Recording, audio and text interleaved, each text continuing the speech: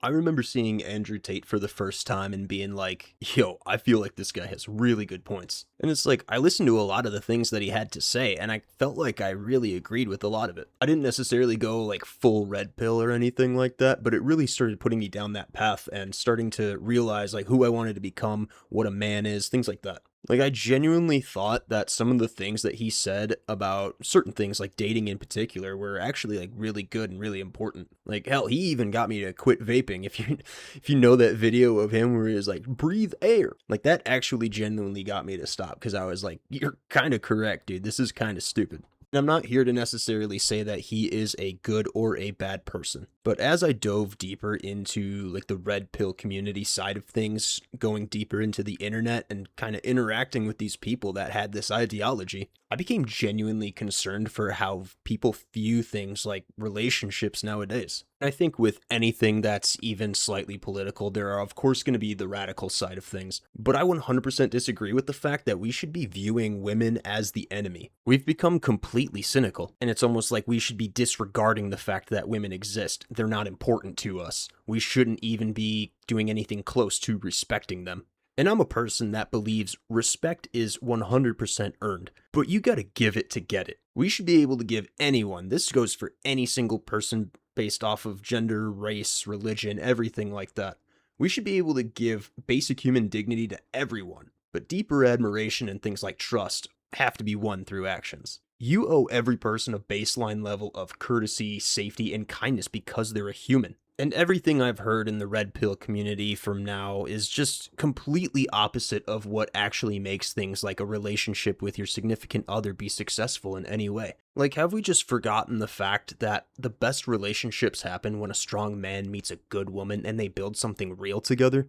And just to be frank, I am like one of the farthest things from being a blue pill individual, right? Because I do believe there's a lot of good that I've learned from the other side of things. Like, this is how I learned about self-improvement and how to become a better person for myself before others. It's why I'm currently such a health nut and I eat really clean and I take care of my body and I go to the gym. It's why I really want to focus on my mental health and kind of why I started this channel, because I want to help men with theirs. When it comes to how we view relationships, how we date people, how we view women, I think we can do so much better. I'm not here to attack anybody. I 100% believe in respecting other people's opinions, whether you believe them or not. It's their opinion for a reason. And like I said, I think there's a lot of good that can be learned from waking up when you get into the red pill community. But I want to be able to provide a fair critique on what I think is actually truly wrong on how we view these things like dating.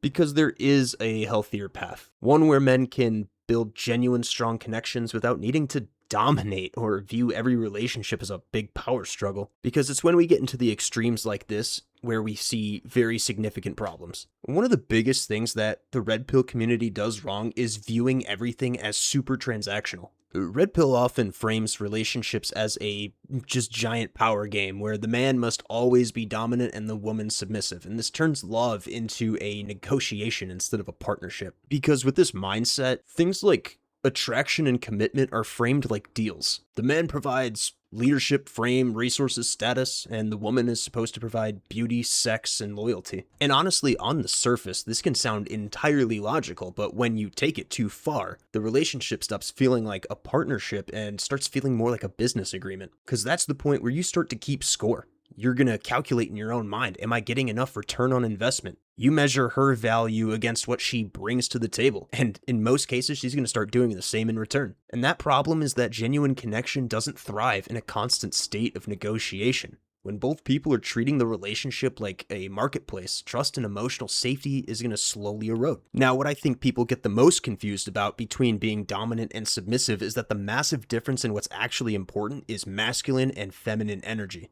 That's the part that we've lost when it comes to how we view relationships. A lot of people right now think they need to be the dominant man that holds so much control over the relationship and their woman. And yes, boundaries do matter, but that's not what I'm trying to get at here. You're a masculine individual, naturally, you're there to protect. Instead of aggression, you promote assertiveness. You have a strong sense of integrity. You have the courage to protect and stand up for others, man or woman. You have accountability and emotional intelligence, and you have the confidence in yourself to be nurturing and vulnerable without being threatened. Masculine men don't view relationships as this transactional thing. They try to develop genuine connections, and they try to develop genuine connections with a very feminine woman. And then this is the part where I really start to disagree with the red pill community, because they don't think that there's any feminine women left, and they need to hold that control over their lady. And that's where we become entirely cynical about dating, relationships, women in general, because we just consistently focus on the worst aspects of the female nature, and it makes us extremely bitter and distrustful towards them. Now, I will say there's definitely a lot of people in general, but specifically women that are out there that are highly manipulative, they seem very entitled, so on and so forth. And while a lot of these things can be true in certain cases, when we constantly frame all women through that lens, it changes how men see the world. If you just keep up this negative way of thinking, over time, it's going to make you assume the worst in every woman you've ever met or will meet. You're going to start approaching dating with suspicion instead of curiosity. You treat potential partners like opponents instead of people. That mindset is going to slowly kill the possibility of having any kind of real or genuine connection with someone. And to an extent, I kind of get it. Like, I understand why we have such high cynicism for these types of things, because it can kind of feel like protection for us at first. It makes you feel like you won't get played or hurt again. But long term, it honestly just becomes a cage. The men who are going to stay stuck in that mindset are going to be the ones who struggle to open up, struggle to trust, and struggle to build something genuine, even when they meet a good woman. And yes, some women will waste your time or they'll take advantage of you, but there's also women who are loyal, supportive, and capable of real partnership.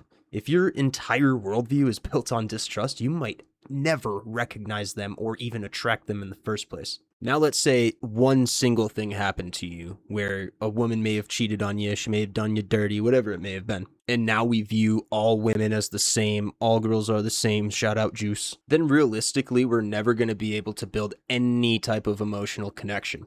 Because let's be real, the red pill community, that whole side and that voice downplays vulnerability, deep bonding, and emotional intimacy. And those things are 100% okay. Men who learn to combine strength with healthy emotional openness often build the strongest and most fulfilling relationships. When you're able to sit down with your partner and you're able to explain exactly how you feel about something, or you're able to go over your goals together, you might just be happier knowing that the person that you're with actually knows the real you, instead of you putting on this mask and this fake-ass facade of trying to be a stupid fake-ass macho man. And when it comes to this macho man persona that these dudes are obviously just faking it until they make it on, it brings about one of the more extreme ideas that the red pill community has, and that is that the men must be superior to the woman type of mindset. Now, on the surface, women are just going to be naturally attracted to men that they look up to. That's just 100% a fact. But when this idea is taken too far is when it becomes extremely unhealthy. When you're always in the man must be superior mindset, it creates constant pressure on you to always be above your partner in every single category. If she starts making more money, advancing in her career, maybe getting a little more attention, it can trigger a lot of insecurity inside of us instead of pride. The relationship will then start to feel like a competition rather than a team working together to build up their future together. And it also ignores the reality of healthy partnerships. The strongest long-term relationships aren't built on one person permanently outranking the other.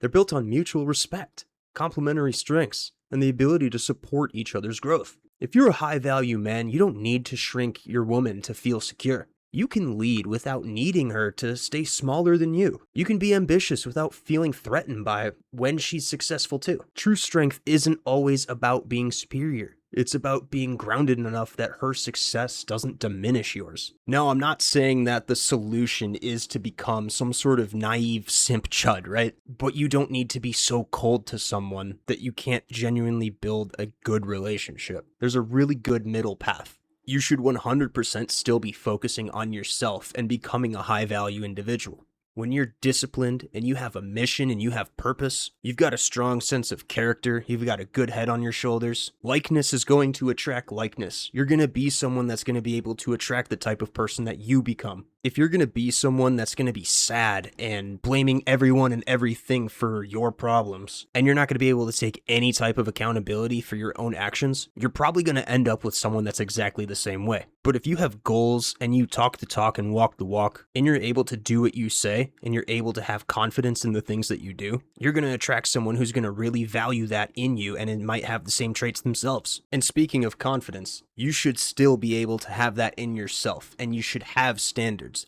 There should be things that they know they should never cross the line on. You should definitely have things that you want to look for in a woman, and if they don't have that, you have to tell them goodbye. However, you can't be doing this while seeing every single woman as an adversary. Look for mutual respect, shared values, build genuine chemistry, lead as a man while still allowing emotional connection and vulnerability at the right times. And don't focus on keeping a woman around that just wants what you can provide. That's where a lot of this ideology might be stemming from, because you're with someone that just wants you for your job, your money, or your potential. Choose someone who wants to build with you. When you choose someone that wants to build with you, you're going to develop real attraction and long-term success in that relationship, because you're going to be a strong, grounded man who chooses a woman who's going to be able to respect you and support you. And you're going to be able to support and respect them. That's what a successful long-term relationship looks like. It doesn't come from constant power plays and trying to view yourself as above someone. I just talked about on one of my previous videos taking women off of the pedestal. And that wasn't about making sure that you're above them. It's about making sure that they're on your level and you're on theirs. Now, like I said, this is not a hate message toward the red pill community. They've taught me a lot, and it's woken myself and a lot of other men up. But that doesn't mean that you have to become entirely cynical to dating or women. We can acknowledge biological realities without turning relationships into a fucking war zone. The best connections happen when a strong man meets a good woman and they build something real together. Continue to focus on becoming the kind of man who naturally attracts high-quality women through purpose, strength, and emotional maturity. Boys, if this video resonated with you, drop a comment with your thoughts on the red pill community and healthy dating. I want to have you share it with a brother that might also be navigating this space. Now, I 100% understand that I don't have this massive subscriber count and I don't get significant amount of views on my videos, and honestly, that's 100% okay to me.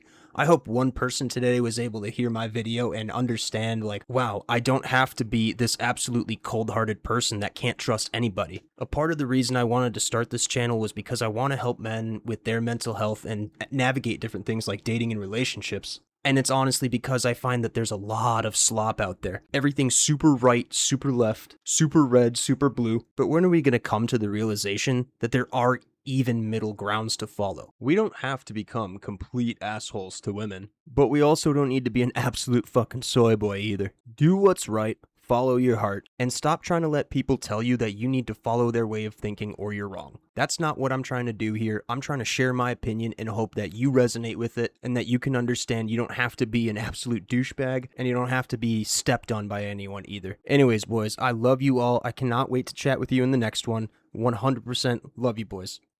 Peace.